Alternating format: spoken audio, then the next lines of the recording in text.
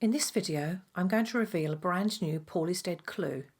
I'm going to reveal how I found it, how I solved it, and what it means to this PID mystery. My name is Khan, and this is my channel Apple Juice. Let's do some PID investigation. But before I reveal this new and unsolved until now clue, I need to back up to 1976. I have to give a short backstory that's vital to the credibility of this new information.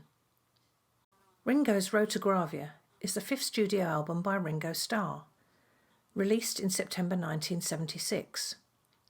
The album was packaged with a free magnifying glass so that those who bought the album could read the graffiti that was featured on the album's back cover.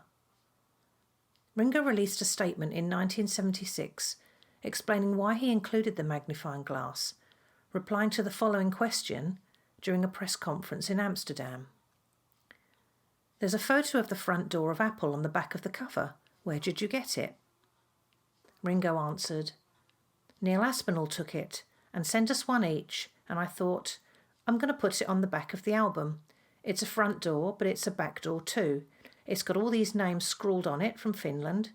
That's why you're getting a magnifying glass with the album, so you can read it all. And I thought that would be a nice bit of fun, especially for those who actually wrote on it. It used to be so smart with a doorman and a pretty letterbox, and now it's just, yeah. So who was Neil Aspinall, the man that gave Ringo the photo? Neil was a childhood friend of James Paul McCartney and George Harrison. They were at school together, and over the course of 40 years, Neil served as the Beatles' driver, road manager, personal assistant, and later as head of the Beatles company Apaul. He was fiercely loyal to the band and is interviewed in the Beatles anthology DVD set. From 1961 to 2007, he was an irreplaceable figure in the Beatles organisation.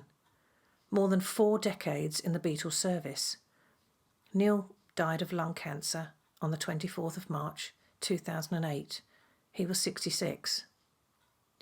Neil Aspinall, who sent Ringo the photo, was rumoured to have been Apollo C. Vermouth, a regular contributor and poster on several PID forums, teasing with PID clues and direction. Whoever Apollo was, he knew that there was an important PID clue hidden on the back door on Ringo's album, so he must have had some insider knowledge. Remembering that it was Neil Aspinall who sent all the fab for the photo in the first place, let's see what Apollo C. Vermouth said about this 30 years later. Keep searching the clues on the door, one in particular is all you need. And, as stated earlier in another thread, the original release included a magnifying glass, so one could decipher the writings on the door.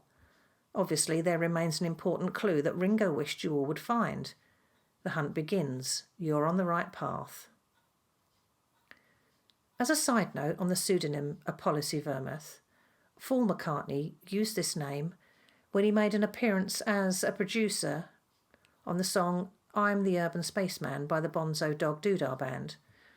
Paul also used the name when producing a song on which Ringo played drums titled New Day by Apaul artist Jackie Lomax. Well, the answer wasn't in the graffiti that covered the front door of Apaul Court at 3 Savile Row, London. It was the sign. The sign on the door had a code. The sign had been taken off, altered with black adhesive tape and put back. A clever clue had been inserted right in front of our faces and no one could see it. These taped letters were placed carefully into the sign. Some letters were upside down, some were backwards, and some were overlapping and touching the original sign letters. So I did as Ringo and Apollo instructed, and I used the magnifying glass to unscramble the strange code and sort the letters out. It seemed I had an anagram to solve. It took me a long time to sort them out. As I was looking in the wrong direction, I was hunting for the usual Paul is dead, Paul is buried, and I was getting nowhere. I just couldn't solve it. I was starting to wonder if I was trying to make something out of nothing, so I left it for a while. A couple of weeks later I picked it up again and immediately 3 words leapt out at me: safari, cute and fall, and my gut told me I was on the right track and the phrase just fell into place. This is my solved anagram. Cutie ride 49, 1 by stupid safari fall. If you're new to this PID research, this might not make much sense, so I will try to explain. The press referred to James Paul McCartney as the cute Beatle. It was his band identity. George was the quiet one, John the smart one, and Ringo was the funny, lovable one, but Paul was always the cute one. So the cutie reference was biological James Paul McCartney. The safari reference is about a trip taken in December 1966 by Paul and Mal Evans, the Beatles' roadie, bodyguard, friend. It suggested that Paul, Fall, went on holiday to Kenya, where he would undergo his first session of plastic surgery and transformation as the full-time new McCartney. The replacement goes by the name William or Bill, and as the replacement William sang Fall on the Hill, William is the safari fool, making fools of us all.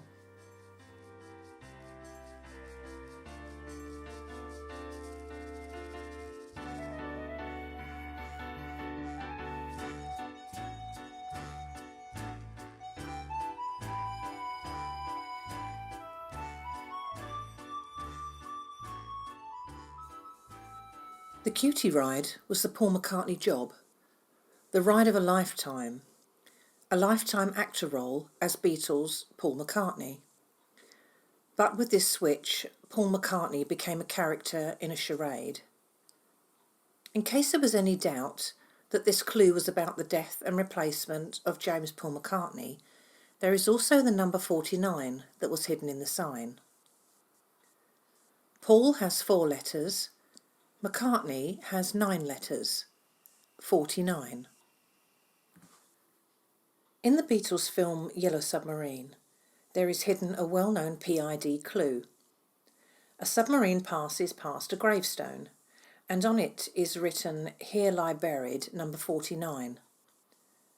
49 is Paul McCartney. Here lie buried Paul McCartney. So if I have solved this clue after all these years, then what does this mean to the ongoing Paul is Dead PID research? It says that there was a definite replacement of biological James Paul McCartney. It confirms 2 different Pauls, one cutie Paul and one safari Paul. The timeline of this replacement was in the latter part of 1966. This refers to just one of the Beatles being replaced.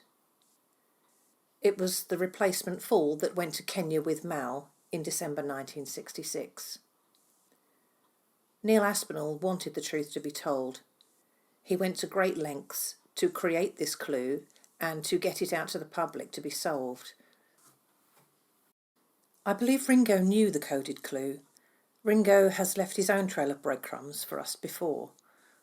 The use of the words stupid and fool are not very endearing, but that suggests to me Neil's loyalties towards his beloved school friend Paul. He may have thought the whole replacement idea was a stupid and foolish idea, and it had only been a few years since his friend had died when the clue was created. I hope you have enjoyed my first presentation. Please subscribe to this channel. I have many other things to discuss and several theories that I've been working on. The more you research, the more you find, and every rabbit hole gets deeper and quite often darker. Thanks for watching.